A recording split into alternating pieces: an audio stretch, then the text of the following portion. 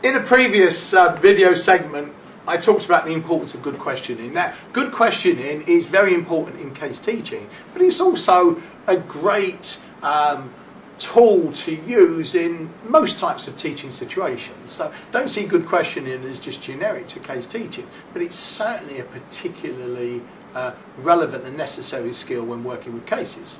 Now, let's have a couple of examples here. The way you ask questions, the language used, and also invariably the tone and your body language make a difference. But certain types of questions actually start to get students to be very specific, to do certain things, to unpack aspects of the case situation. So questions are, well, what is happening here? What do you think is the perceptions, beliefs, assumptions of this particular person in the case situation? If something's going on, well, how is this working? It gets students to think about underlying processes, connections between things.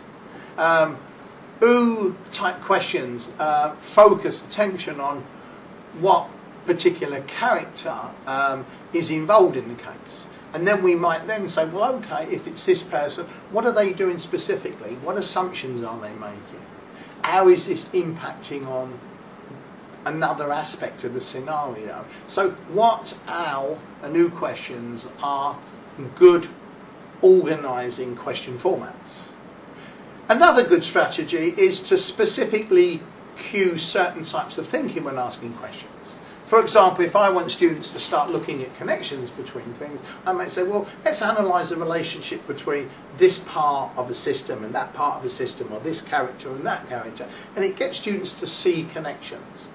Equally, if we've had quite a lot of discussion and there's lots of ideas and information flying about, I might say, well, based on our discussion so far, given that we've established these facts, these opinions, and we've got some insight into perhaps these aspects of the case, what inferences and interpretations can we make?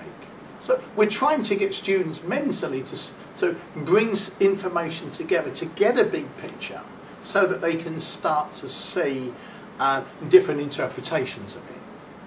And just one more example is we may have generated certain possible solutions that could be taken by key actors, players in the case, and we might say, well, let's evaluate these options. And what we're doing again is cueing the mind to say, well, hold on, what's the basis of making our decisions? And ultimately, whether it's buying new clothes or deciding to marry someone or whatever, it's ultimately based on criteria, whether those criteria are explicit or implicit. What we're doing is getting students to make the criteria explicit, and again to look at those criteria and ensure that the criteria are well constituted.